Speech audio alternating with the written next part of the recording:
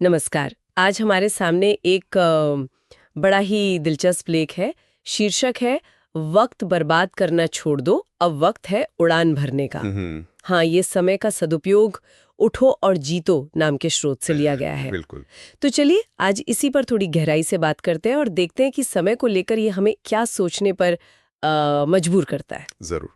इसकी जो शुरुआत है वो ही काफी दमदार है। लिखा है वक्त वो जो सबसे कीमती है पर जिसे हम सबसे ज्यादा बर्बाद करते हैं।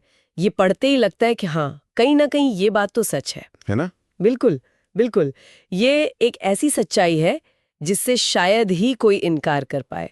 और लेख इसी दुखती रग पर आप कह सकते हैं हाथ रखता है। हाँ। और फिर ये बताता है कि हम इसे बर्बाद कैसे करते हैं। जैसे वो छोटी छोटी आदतें, बेवजह मोबाइल स्क्रॉल करते रहना। ओ हाँ, वो तो है ही। या फिर वो कहना कि कल से शुरू करूंगा। ये तो बहुत आम है। वही सबसे आम बहाना। लेख इसी टालम टोल की आदत की तरफ इशारा करता है। हाँ, ये कल करूंगा वाली बात। इसमें ऐसा क्या है कि हम इसमें इतना ज्यादा फंस जाते हैं? लेख क्या कहता है इस बारे में? देखिए, लेख इसे साफ शब्दों में कहता है कि कल कभी आता ही नहीं। और ये सिर्फ एक कहावत नहीं है। ये असल में उस खाई को दिखाता है जो हमारे सपनों और हकीकत के बीच बन जाती है। मतलब हम सोचते तो बहुत कुछ हैं पर करते नहीं। तो ये सिर्फ आलस नहीं है? नहीं, सिर्फ आलस नहीं। मनोवैज्ञानिक तौर पर देखें तो अक्सर इसके पीछे काम को शुरू करने का डर होता है, या शायद परफेक्शन का दबाव कि ठीक से नहीं हुआ तो ये चीजें हमें पहला कदम उठाने से रोकती हैं। अच्छा, तो ये डर और बहानों का एक पूरा जाल है। और लेख कहता है इनसे लड़ना पड़ेगा। ये लड़ाई तो फिर खुद से ही हुई है ना, बाहरी दुनिया से ज्यादा। बिल्कुल सही। ये अंदरूनी संघर्ष ही तो असली चुनौती है। और यहीं पर लेख एक बहुत महत्वपूर्ण बात कहता है। क्या वो कहता है? वो लोग जो वक्त की कद्र करते हैं वही लोग दुनिया में इतिहास रचते हैं। इतिहास रचते हैं। ये सुनने में थोड़ा नाटकीय लगता है, पर हाँ, शायद थोड़ा नाटकीय लगे, पर इसका सार बहुत गहरा है।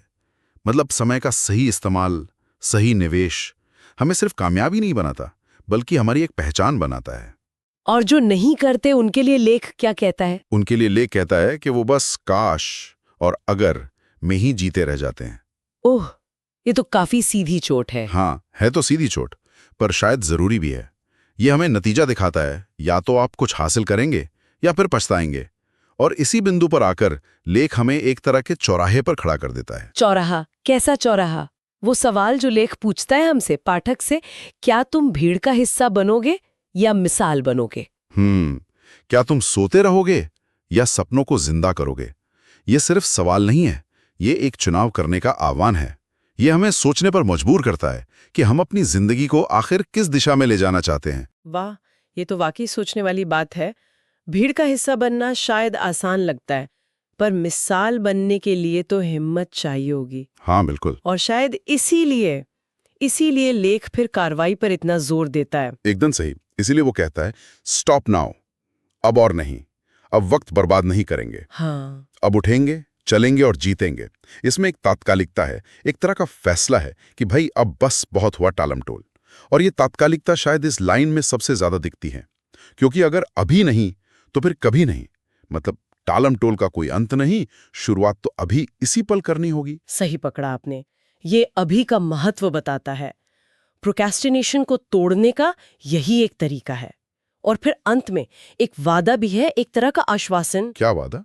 वक्त की कद्र करो, वक्त तुम्हें कद्रदार बना देगा। ये सिर्फ कोई नैतिक सलाह नहीं है, इसके पीछे एक व्यावहारिक सिद्धांत भी है। अच्छा, कैसे? देखिए, जब हम समय का सही इस्तेमाल करके कुछ हासिल करते हैं तो न सिर्फ दुनिया हमारी कदर करती है, बल्कि हमारा खुद पर भरोसा भी बढ़ता है।